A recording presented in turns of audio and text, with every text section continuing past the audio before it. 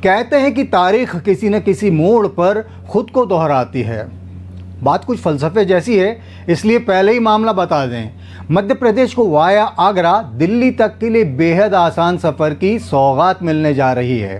केंद्र सरकार ने ग्वालियर से आगरा के बीच 6 लेन के एक्सप्रेसवे को मंजूरी दे दी है। फिलहाल ग्वालियर से आगरा के बीच 2 लेन वाला एक 120 किलोमीटर का रास्ता है, जिसे पार करने में करीब 2.5 घंटे का समय लग जाता है।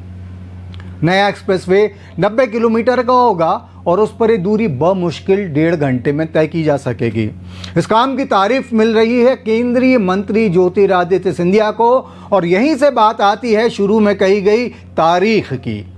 ग्वालियर राजघराने के सिंधिया ने भी अपनी सल्तनत से दिल्ली तक का अपना सफ़र बेहद शानदार तरीके से पूरा किया है।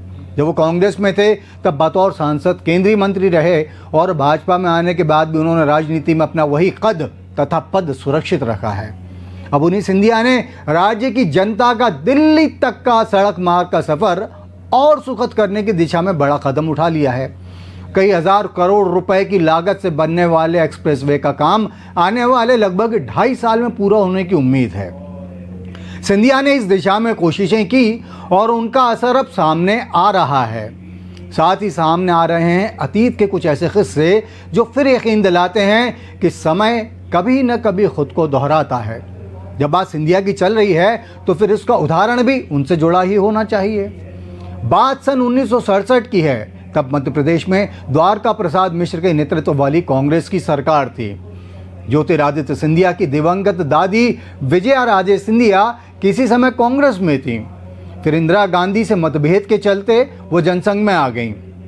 उनका ये सियासी सफ़र भाजपा में आने तक चला।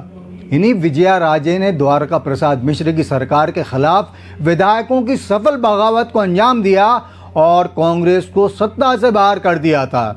ठीक वैसे ही जैसे ज्योतिरादित्य ने सन 2019 में अपनी उस समय की कांग्रेस पार्टी से बगावत कर कमलनाथ सरकार को गिरा दिया था। अब ये बात और है कि ज्योतिरादित्य के पिता माधवराव सिंधिया की कांग्रेस से ऐसी ही अदावत सफल बगावत वाला रूप नहीं ले सकी थी। तत्कालीन प्रधानमंत्री और कांग्रेस अध्यक्ष पीवी नरसिंह राव से नाराज होकर माधवराव ने मध्य प्रदेश विकास कांग्रेस का गठन किया था, लेकिन राज्य में कांग्रेस का विकल्प बनने की उनकी कोशिश परवान नहीं चढ़ सकी और माधवराव एक बार फिर कांग्रेस आला कमान की ड्योढ़ी पर चढ़ने के लिए मजबूर हो गए थे। बहरहाल एक मायने में ज्योतिरादित्य सिंधिया दादी की तरह ही पिता के नक्शे कदम पर भी चलकर तारीख को दोहरा रहे हैं सफल तरीके से। माधवराव ने रेल मंत्री रहते हुए मध्य प्रदेश की राजधानी भोपाल और देश की राजधानी दिल्ली के बीच शताब्दी एक्सप्रेस की सौगात दी थी। 2 महत्वपूर्ण स्थानों के बीच ये आरामदायक और समय के लिहाज से बेहद किफ़ायती कदम की अहम शुरुआत थी।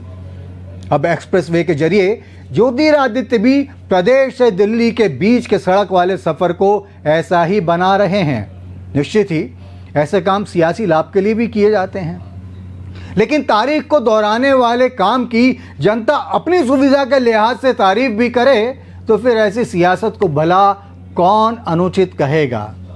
हम भी यही कहेंगे कि आप देखते रहिए अनादि टीवी। आज की बात यहीं पूरी करते हैं, आपसे फिर मुलाकात करेंगे। नमस्कार।